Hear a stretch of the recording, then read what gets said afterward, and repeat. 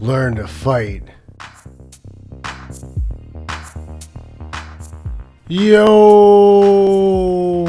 John Fitch here, and this is another episode of Learn to Fight. And this one I got mixed feelings on because part of you wants to feel like, yeah, get the bad guy.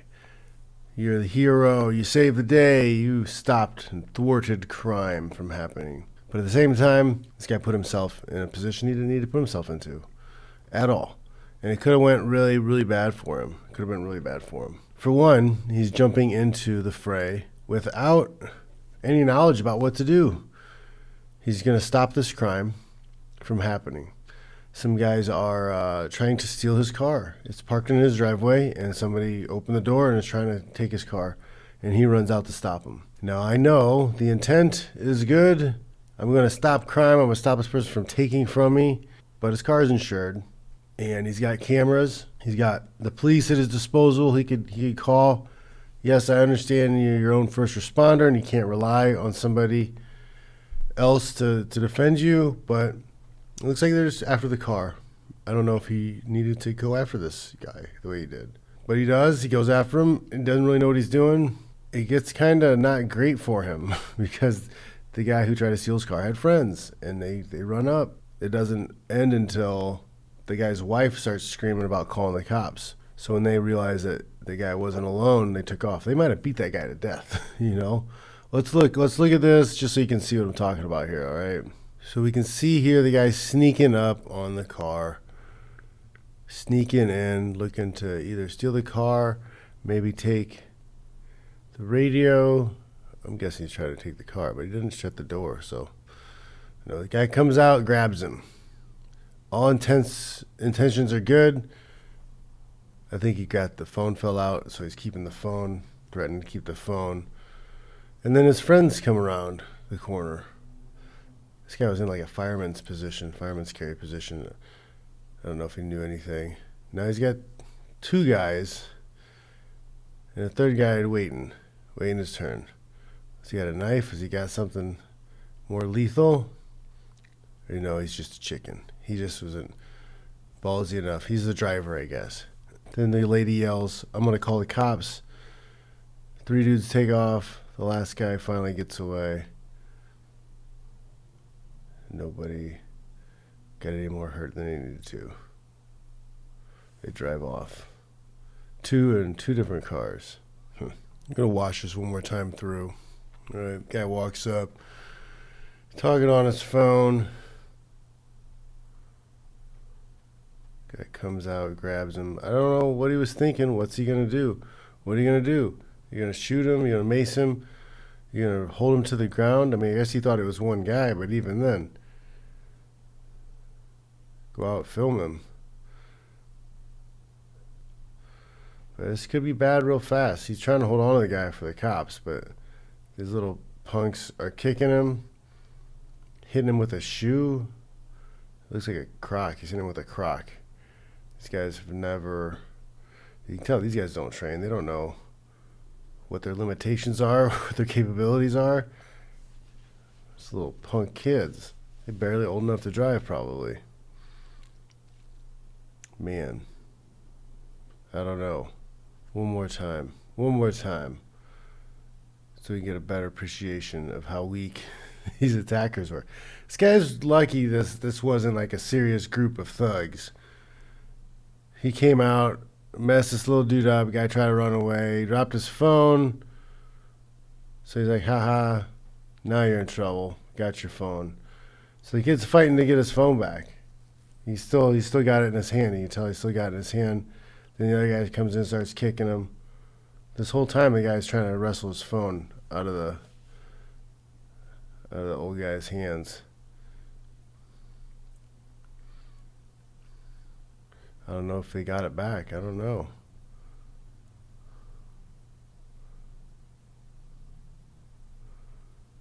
I think he's got his phone now. Finally got his phone. The guy's still not letting him go. I don't know if that's worth it, guys. I don't know if that was worth it. No, I know. It kind of feels good. Ha ha. He showed the bad guys You know, he came up a jacket and looks like a hat or mask out of the situation. Maybe the video will be enough to identify the guys later. Maybe that'll be some good that came from it. But he took a huge risk, because he did not need to come out of the house. He didn't need to come out of the house for that.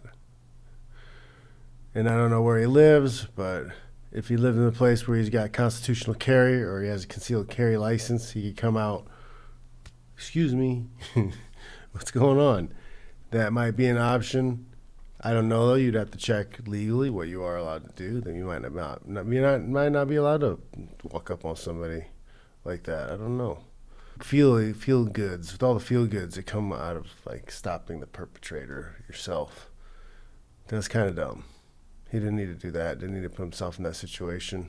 If anything, film more. You know, film the guys in the street. Film where he came from. Get close to them. Film, live stream it, whatever. Like, I know we'd love to live in an era where we could form a posse and deal with the bad guys, but it's not what we're allowed to do anymore. And say he lived in California and those kids are 17 and he hurt one of them. He hurt one of them kind of bad. Broke his collarbone, punctured a lung, whatever, beating the crap out of him. He could get possibly sued if he lived in California because it's a stand your ground, not stand your ground, it's a castle in practice state, castle law in practice, which essentially means in California that you have a duty to flee. They think you have a duty to flee. So he had no justifiable right to stop him from being in his car. He should have even, you know, he had the priority to flee.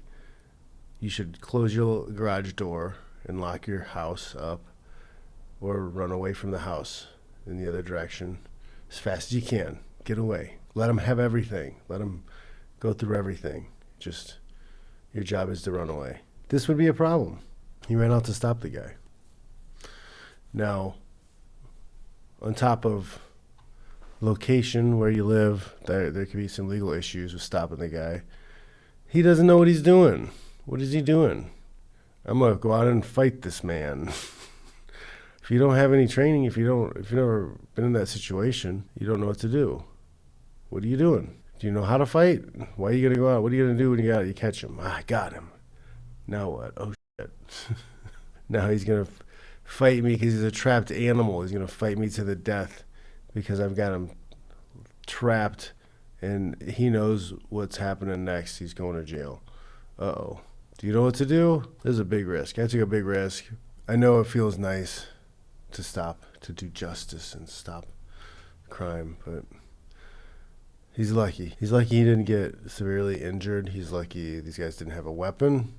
Yeah, any one of those guys could have had a knife and just decided to stick him a few times. Oh, you won't let go of the phone? Boop, boop, boop. Now you're bleeding out on your driveway. Happens fast, man. Happens fast. Is it really worth it? I don't know. Just want you guys to be safe, all right? Learn to fight. Go ahead and download my free intro to practical self-defense. Follow the links below. You'll find that. And then get my practical self-defense. Know a little something.